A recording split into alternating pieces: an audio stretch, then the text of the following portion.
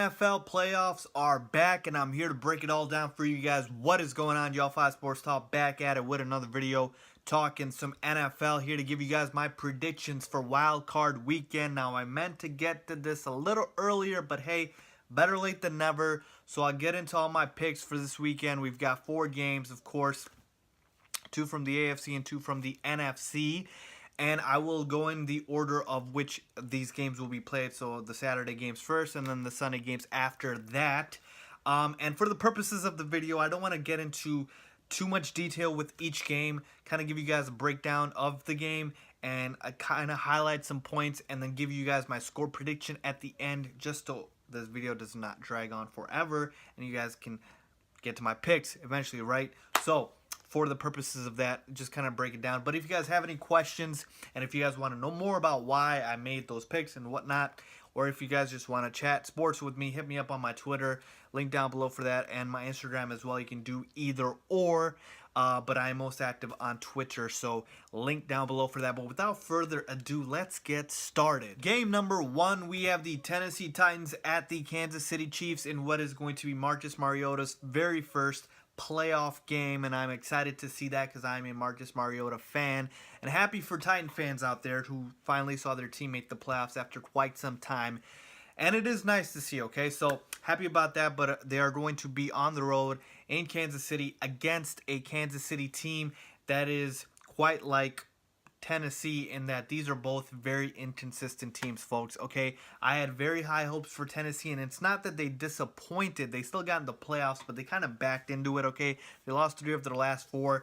Then you look at KC.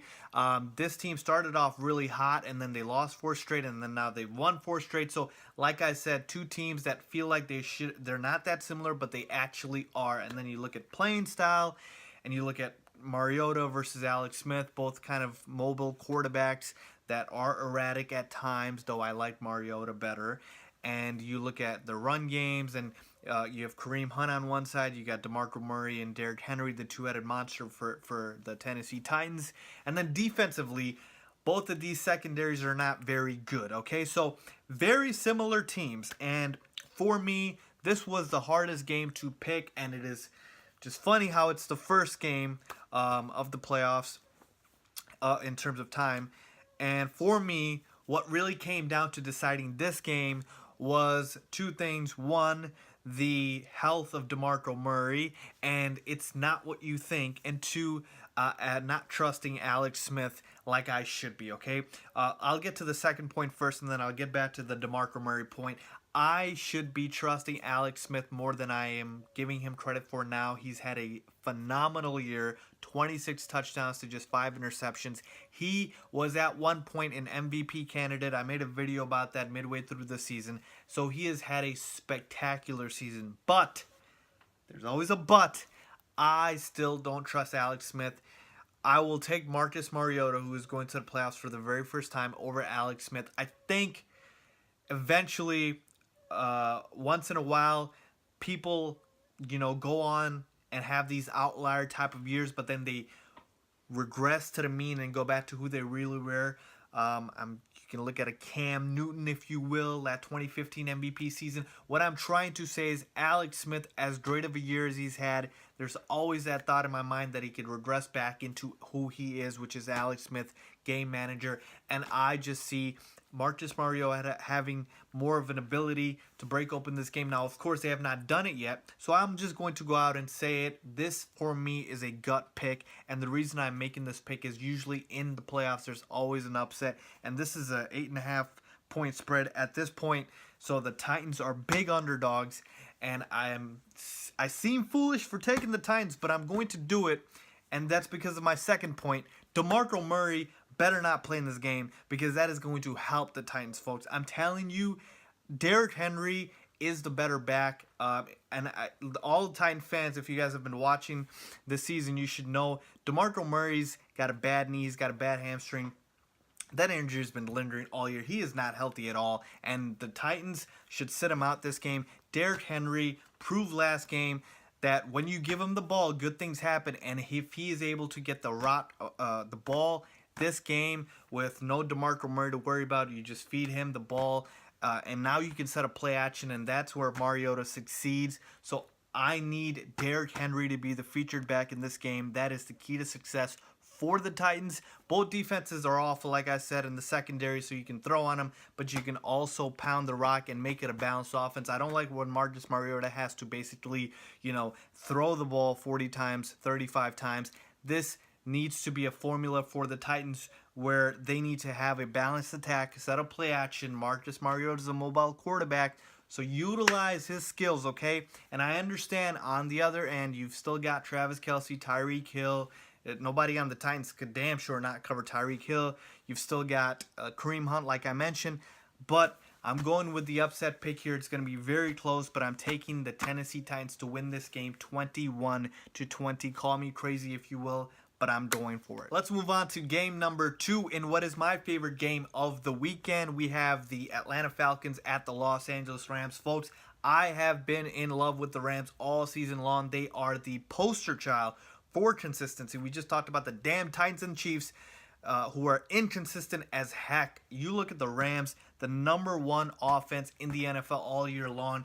They just show up, put up points. You've got the coach of the year runaway and Sean McVay. You've got the potential MVP in Todd Gurley. You've got the most improved player in Jared Goff. This Rams team, I'm not even going to save you guys the suspense here. I love this Rams team. You look at the Falcons side of things here, folks. Coaching makes a damn difference, okay? You take away Kyle Shanahan, and now you got Steve Sarkisian as the OC in Atlanta. Matt Ryan goes from the MVP to 20 touchdowns to 12 picks. I think he threw 37, 38 touchdowns last year to just 8 interceptions. Coaching makes a damn difference, okay? This offense is not the same as it was last year, not even close to being that high-powered. Julio Jones is still great, but can you get him the damn ball? I don't know. I don't trust Matt Ryan, not especially with the years he's having. So, again, Matt Ryan, we talked about outlier years. That might have been a product of coaching. I'm taking the Rams in this game. Like I said, better offense, better coaching, better talent. Robert Woods. You've got Todd Gurley, Jared Goff, Sammy Watkins. Just talent all over the field. And defensively, I think they can do enough. Like I said, I'm going to give the Falcons a little bit of credit, a little bit of respect here. But here's the thing. The weakness in the Rams defense is the run game, and Devontae Freeman is limited. Who knows if he's going to even suit up this weekend. And if he's banged up, that's just another sort of, bullet hole for the Falcons to take where they can't afford that. I know they have Tevin Coleman, but still. So you take into account the injury to Devontae Freeman, you take into account the high-powered offense of the Rams. I don't think Atlanta can hang with the Rams here.